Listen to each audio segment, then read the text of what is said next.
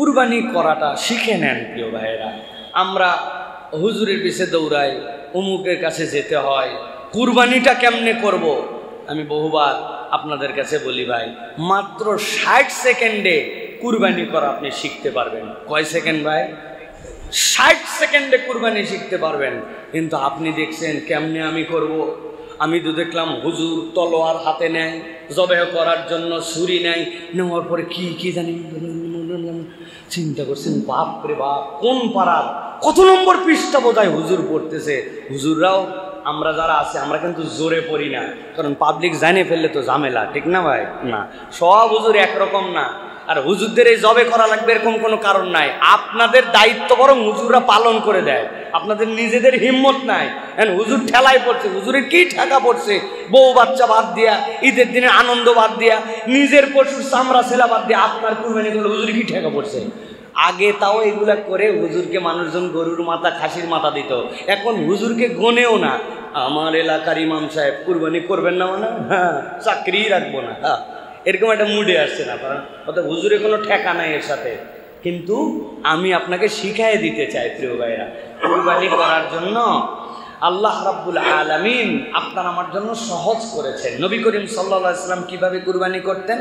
কুরবানিটা নবী করিম সাল্লাল্লাহু আলাইহি ওয়াসাল্লাম করতেন, সাধ্যের মধ্যে তাকে কেবলামুখী করে ফেলতেন, পশুটা কেবলামুখী হয়, এটা একটা মাসনুন।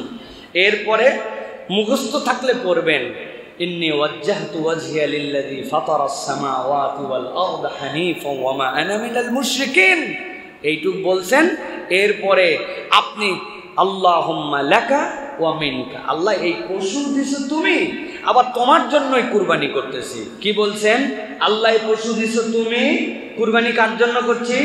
আল্লাহর জন্য। এরপরে কঠিন দোয়া আছে, ওইটা পরে জবে করে দিবেন, বিসমিল্লাহি আল্লাহু আকবার। কারা কারা পারেন না হাত তোলেন, একজনও নাই দেখা যায়, মাশাআল্লাহ।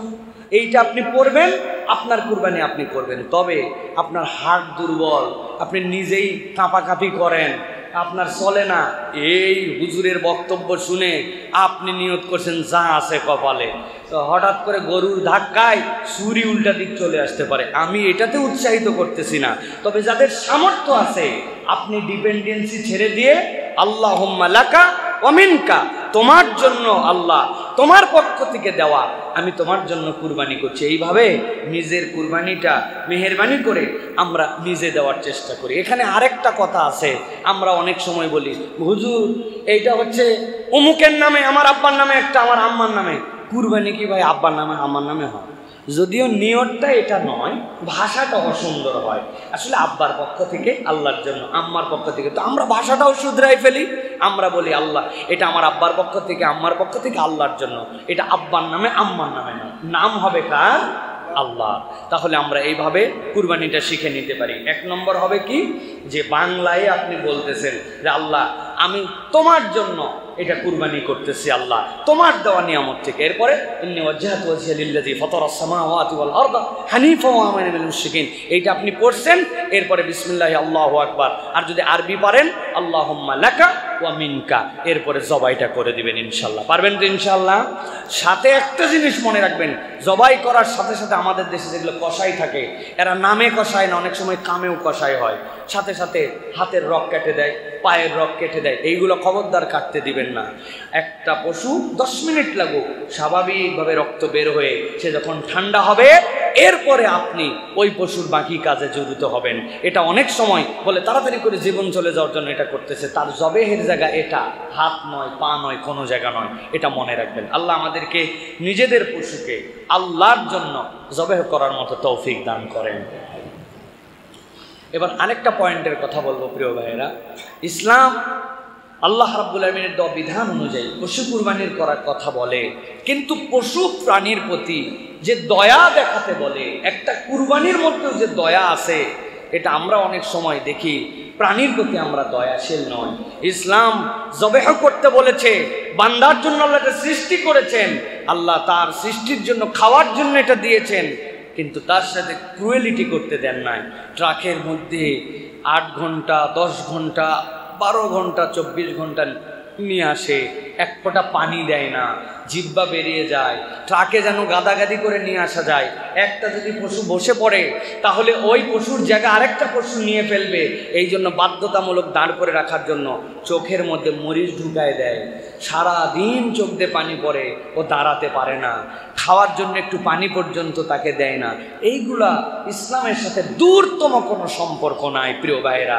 এই জন্য পশুর প্রতি দয়া করা আল্লাহ রাব্বুল আলামিন ফরজ করেছেন। এই জন্য আল্লাহ রাব্বুল আলামিন নবী করিম সাল্লাল্লাহু আলাইহি ওয়াসাল্লামকে দিয়ে বলেছেন, ইন্নাল্লাহা কাতাবাল ইহসানা আলা কুল্লি শাইইন।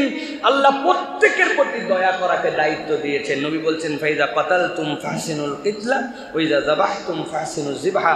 তোমরা যখন জবেহ করবে তোমরা উত্তম করে জবেহ করো। এই জন্য আমরা হালাল স্লটারিং, এটা একটা কনসেপ্ট আমাদের মধ্যে অনেকের মধ্যে নাই।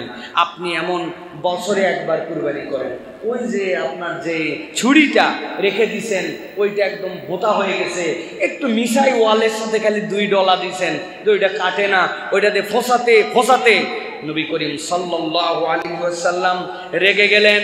একদিন দেখলেন একটা তার সাহাবী পশুকে মাটির নিচে শোয়ায় দিয়ে এরপরে অস্ত্রটা ধার দিচ্ছে, ছুরিটা ধার দিচ্ছে। নবী করিম সাল্লাল্লাহু আলাইহি ওয়াসাল্লাম রেগে তাকে বললেন, আতুরিদু আন তুমিতাহা মাউতাতিন, তুমি কি এক প্রাণীকে অনেকবার জবাই করতে চাও? কত বড় তুমি বেয়াক্কেল যে তুমি তোমার প্রাণীকে আগে শোয়াইছো, তারপরে তুমি তোমার ছুরি ধার দিচ্ছ। কয়বার তাকে মারতে চাও? আগে পূর্ণ প্রস্তুতি নিয়ে তাকে শোয়াও। তোমার অধীন করা হয়েছে বলে তুমি অমানবিকতা করতে পারবে না। কুরবানি করতে বলা হয়েছে বলে তোমার ইচ্ছা মতো যেরকম ইচ্ছা সেরকম করতে পারবে না।